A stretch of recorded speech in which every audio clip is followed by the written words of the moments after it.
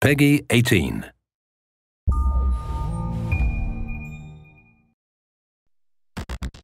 In 2001, a real-world exercise tested the emergency response to a bioterror attack on the continental United States. The operation was called DARKWINTER.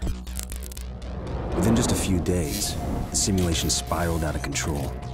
The operation predicted a rapid breakdown in essential institutions, civil disorder, and massive civilian casualties. DARKWINTER has revealed how vulnerable we've become. Our lifestyle, our security, our safety depends on a delicate and unstable economy. We've created a system so complicated that we no longer understand how to control it. Oil, power, shipping, transport. We live in a complex world. And the more complex it gets, the more fragile it becomes.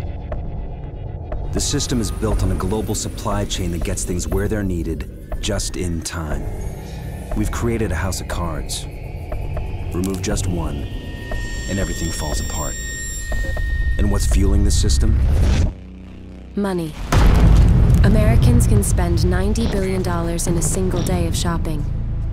Last year, 200 million people swarmed their local stores on November 23rd. We call that day Black Friday. Did you know that a flu virus can survive on the surface of a banknote for up to 17 days?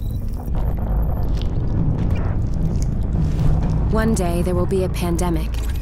It could begin during the crush of Black Friday sales. A pathogen will jump from tainted banknotes to human skin, onto food, toys, children, and loved ones.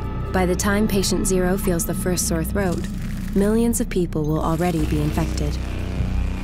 From this point, the breakdown will happen fast. Day 1, hospitals will reach capacity. Panic will strike. Day 2, quarantine zones will be established. Resources will be rationed. Transport will go into lockdown. Day 3, international trade will stop. The oil will dry up. The stock market will collapse. Day 4, the power will fail. The shelves will be empty. The taps will run dry. And once hunger and despair take hold, people will do anything for survival. By day 5, everyone will be a potential threat. In 2007, a new presidential directive was signed quietly into law.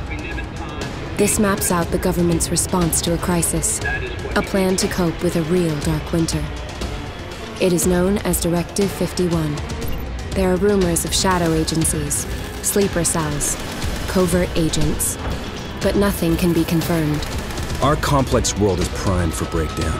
And once the chaos strikes, there won't be resources to save us all.